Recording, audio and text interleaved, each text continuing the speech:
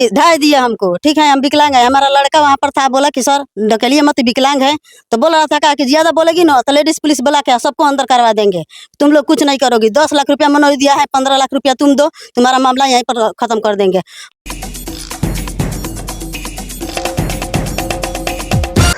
यदि आप बिहार में रहते हैं और किसी की जमीन पर कब्जा करना चाहते हैं या फिर आपका कोई जमीनी विवाद चल रहा है, तो आपको किसी बाहुबली या अपराधी की शरण में जाने की जरूरत नहीं है। अब बिहार सरकार के कर्मचारी और अधिकारी ये काम करेंगे। आप अपने अंचलाधिकारी यानी कि सीओ साहब के पास जाइए, उन्हें अपने पक्ष में कीजिए और फिर देखिए कि वो आपके लिए कैसे नियमों के परे जाकर के काम करते हैं।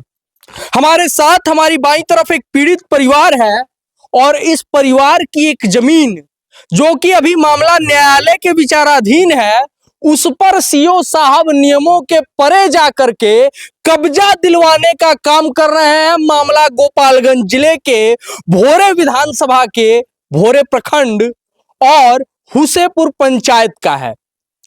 मैं अपने सभी दर्शकों को केवल इतना बता दूं कि ये वही सीओ साहब हैं जिन्होंने कुछ दिनों पहले एक रैयती जमीन पर रास्ता दिलवाने के लिए थाना प्रभारी से पूरे परिवार को पिटवाया था। न केवल पिटवाया था बल्कि उन्हें जेल में भी बंद करवा दिया था, हवालात में बंद करवा दिया था, जिसे लेकर के बाद में थाना प्रभारी के ऊपर मुकदमा हुआ।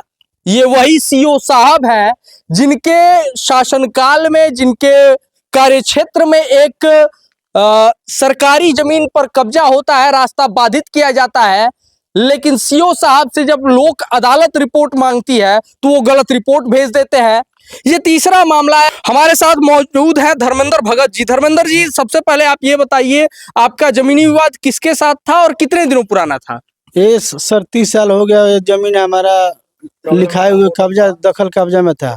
उसके बाद से समझिए हमारे 10 तारीख को हमारे पास नोटिस आया जिसमें हम लोग नहीं थे जी। और 17 तारीख को डेट दिया गया था जी कि आप 17 तारीख को पूरा पेपर लेके आप आइए जी। तब तक उसके पहले क्या हुआ कि सीओ साहब 10 तारीख को बुलाए और 11 तारीख को आके हमारे काउंटर उठा ले गए, सारा ताला वाला तोड़ दिए। उसके बाद से बोला गया कि ठीक है अपना पेपर लेके आप आइए। फिर उसके बाद सर हम 24 तारीख को, फिर 17 तारीख को है तो 24 तारीख को डेट दिया गया और उस दिन 24 तारीख को हमारा क्या किया, उस लोग जो शिकायत आया था नोटिस उसको बंद कर दिया गया। उसके ठीक कुछ दिन बाद एसडीएम साहब, एसडीओ साहब आए और थाना प्रभारी आए और सीओ साहब आए और 12 तारीख को आके हमारे जमीनी जो स्थल था वहाँ पे आए और पूछे कि आपके पास नोटिस गया है तो नोटिस कहाँ है। मैं बोला सर अभी तक हमें कोई नोटिस प्राप्त नहीं हुआ है, इसके लिए सर हमको कुछ सारी कार्रवाई बिना नोटिस के हो रही थी। जी सर, बिना नोटिस के हो रही थी। उसके बाद से ठीक 2 दिन बाद 12 तारीख को जब हम गोपालगंज गए अपने कुछ काम की वजह से जो डीएम साहब से मिलने के लिए, उसी 2 दिन बाद 12 तारीख को हम डीएम साहब से मिल ही रहे थे, पेपर दिखा रहे थे।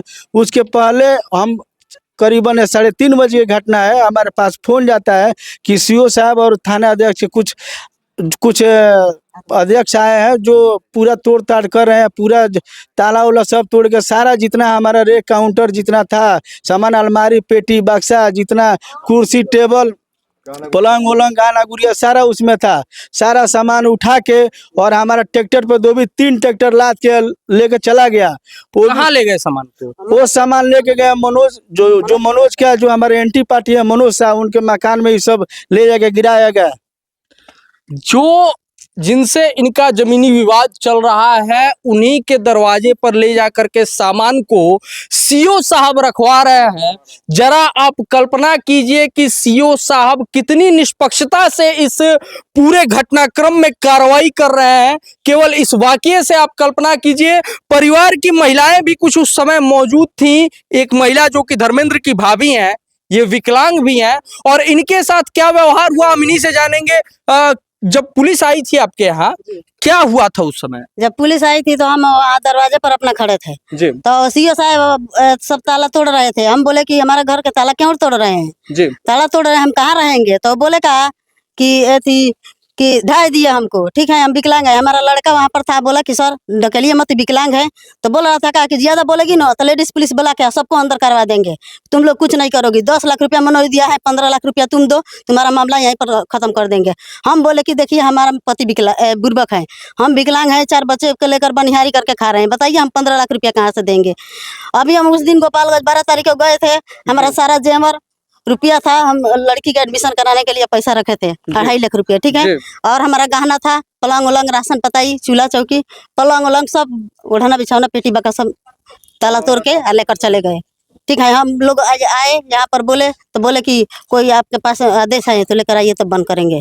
कोई आपके पास आदेश है तो लेकर के आइए, ऐसा उनके द्वारा कहा गया। इस मामले को लेकर जब मैंने सीओ साहब को कॉल किया था तो मैं अपने सभी दर्शकों को बता दूं, उन्होंने कहा कि सारी बातें फोन पर नहीं हो सकती हैं, आप कार्यालय में आइए और बैठकर बातचीत होगी। हालांकि कार्यालय के विषय में पता करने पर मुझे पता चला कि सीओ साहब ज्यादातर समय तो कार्यालय में रहते ही नहीं है।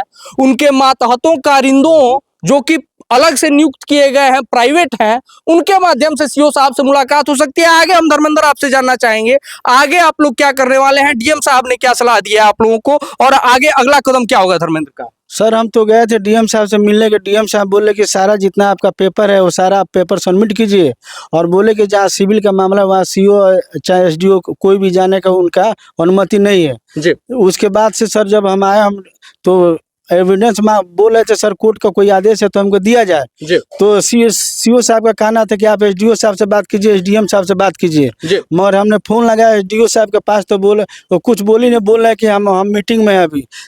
एसपी साहब के पास भी हम वीडियो भेजे हुए हैं, डीएम साहब के पास भी वीडियो भेजे हैं, मगर अभी तक कोई हमसे कोई बातचीत नहीं हुआ है। और हमको धमकी दिया जा रहा है बार बार कि अगर तुम जमीन पे जाओगे तो तुमको उठा के बंद करिए जाए, और जबकि उसके बाद से बोला गया कि रंगदारी के सबको केस करो, लेडीज हो या जेंट्स हो सबको अंदर करो। कौन बोला है ये बोले हैं थाना प्रभारी, बोले हैं सीओ साहब बोले हैं, और एसडीएम भी साहब भी आए थे तो यही बात बोले थे कि जो कोई इस जमीन पे आता है तो सबको रंगदारी में करके अंदर डालिए।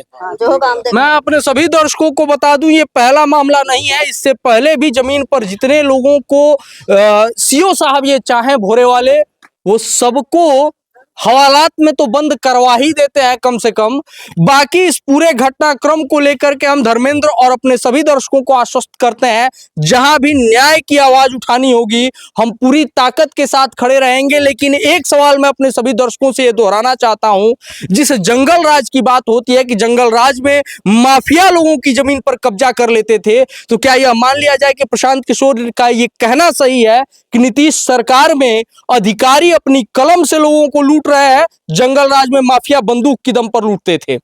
फैसला मैं अपने दर्शकों पर छोड़ता हूं। वीडियो को ज्यादा से ज्यादा लोगों तक शेयर कीजिए ताकि इस परिवार के साथ हो रहे अन्याय की नजीर सबके सामने आए।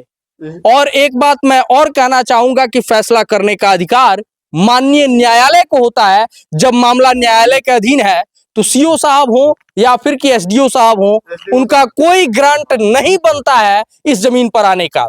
वीडियो अच्छी लगी हो ज्यादा से ज्यादा लोगों तक शेयर जरूर कीजिए। फिर मिलता है किसी और वीडियो में, तब तक के लिए नमस्कार।